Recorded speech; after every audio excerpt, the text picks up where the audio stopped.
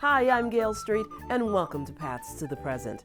Today we look back at events that took place in Rockville during the summer of 1863. Those were turbulent times. 3 years of civil war had taken its toll on the entire country.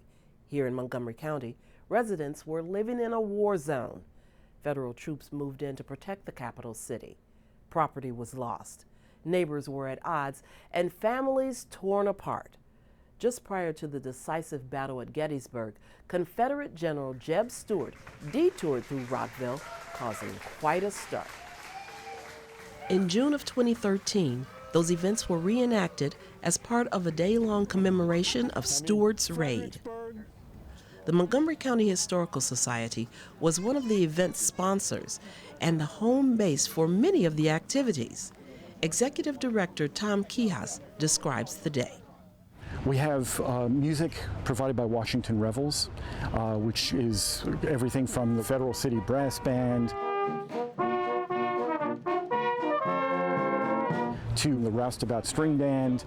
Hi-ho, the rattlin' ball, come on down in the valley-o. Hi-ho, the rattlin' ball, come on down in the valley-o. We also have Abraham Lincoln and his secretary, John Nicolay, were also here, hoping to get some more votes in the 1864 election than he got in the 1860 election in Montgomery County. It's a beautiful day in Rockville. It was about a year ago in September. It was September, not a year ago, 9 months ago, that my General McClellan came to this very spot and stayed at the Beale Dawson House.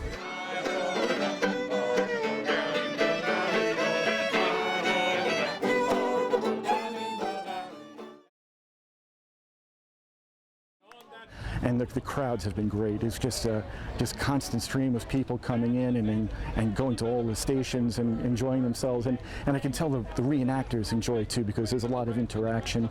Rosemary and alcohol is a good astringent. That means that it'll cut the grease. So you can use it to clean your scalp up a little bit when you can't wash your hair. You can rub it on your neck. It'll make you feel better. And with that man there was a babe. A rare maid, a rattling maid. Made with the man and the man and the bed, and the bed from the feather and the feather from the bird, bird from the egg and the egg and the nest and the nest and the twig and the twig and the branch and the branch and the limb and the limb and the tree and the log and come on down in the valley.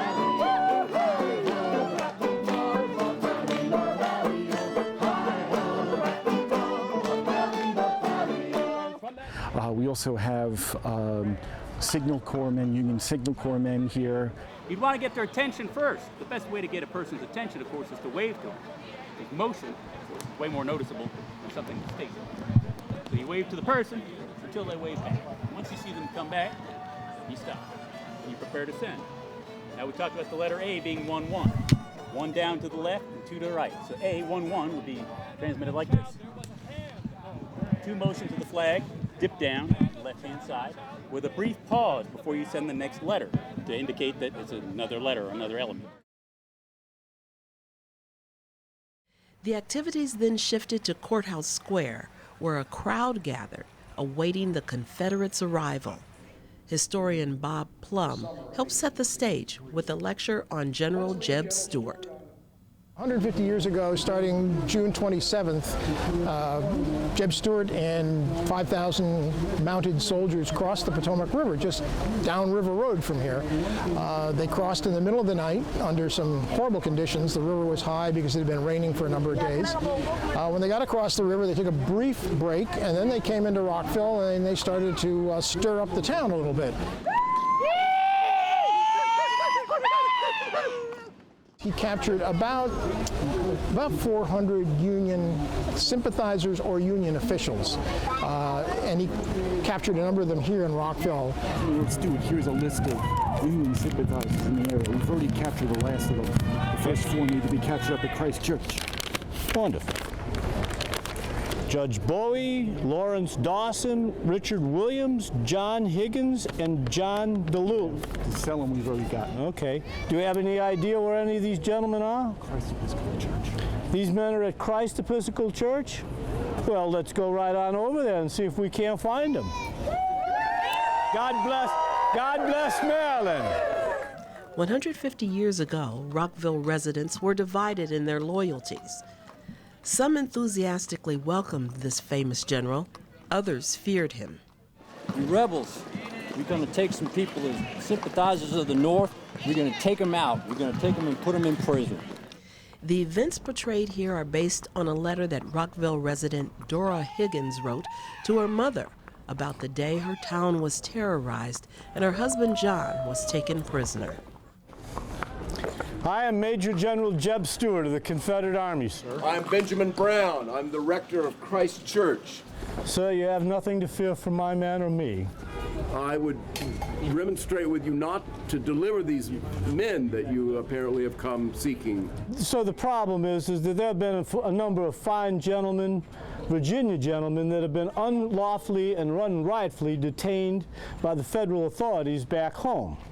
So my only intention, sir, is to take possession of these men. I will take them back to Virginia where they will be traded for some of our citizens that are being held unjustly. So I'm going to take your civilians and we're going to make a little parlay trade. They've sought asylum here in this church. But... Sir, please send them out so that I don't have to send my men in to desecrate your church. Very well then, General. Please send them out. They will not be harmed. Judge Bowie?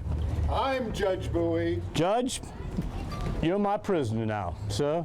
You will be treated kindly and with respect. No harm will come to you. As long as you give me your word of honor that you will not try to escape, I will honor your word of honor. I will not escape. Soldiers, you're going to be in the care of my men. You will be fine. No harm will come to you. Who else is in there? I have a list of men. Lawrence, Dawson. Lawrence, come on out here. Don't make me come in and get you. I am Lawrence Dawson. Soldier, please escort Mr. Dawson. Take good care of these gentlemen. They're to be treated with respect and good care. Richard Williams. Richard, come on out here.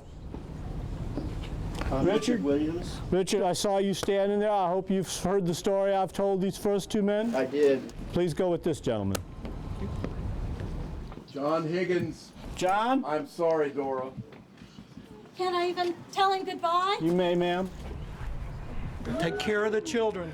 I am John Higgins. I'm ready to go. John, have you heard what I've told these previous men? I have, sir. So you will be accompanying me until we can exchange you for some of our Virginia citizens. Mr. Bailey. I'm Jonas Bailey. Jonas, I'm General Jeb Stewart. If you will give me your word that you will not try to escape, you will be treated fairly, kindly, and with respect, and be taken along until we can trade you for some of our citizens that have been unrightfully detained by the federal authorities. I give you my word as a gentleman. Please come with us. I think that concludes my business here, sir. Very well then, sir. I appreciate your cooperation. God bless you. Thank you for the work. God be with you all in these coming days, You General. know, we're all God's children. It's a shame that we have to fight amongst ourselves, but the federal government just does not understand the right that we have as states to govern ourselves. So, good day to you, sir. Good day to you. I will remember our neighbors who gave you that list. Let me caution you that I can come back. I can roam pretty much freely at will. So if you harm my friends here, then I will be forced to harm your friends. Please, no retribution. Let's keep this gentlemanly and womanly. So tell me you promise me, ma'am, that you will not ask retribution. that you will not ask your friends for retribution or your family. You have my friends and family. Okay, I'll take you at your word, ma'am. Gentlemen, please take our guests with you. The prisoners traveled with the general and his men to Brookville, where they were released because their presence was slowing Stewart down, making him late for an important battle. He was supposed to be up in Gettysburg acting as Lee's eyes and ears, and in fact he didn't get there until the battle was about half over. He arrived on July 2nd, battle started July 1st. Robert E. Lee was not happy with Jeb Stewart. I do hope that I get to come back and visit again someday on more peaceful terms. Some historians speculate that Stewart's detour through Rockville contributed to the Confederate loss at Gettysburg.